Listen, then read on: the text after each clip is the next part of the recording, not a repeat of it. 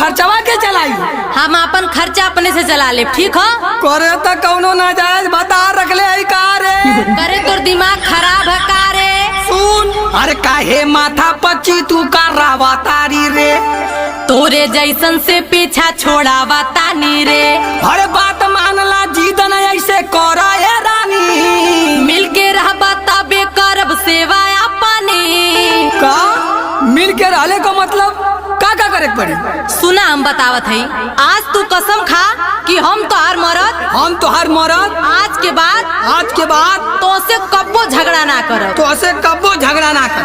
कसम खा कि हम तोहार मरद आज के बाद तोहके कब्बो ना गरियाई। कसम खा कि हमार साया साड़ी कुल कचरबा। नहीं हो सका। हम मरद आई मौगा ना आई का? हाँ ले सुन,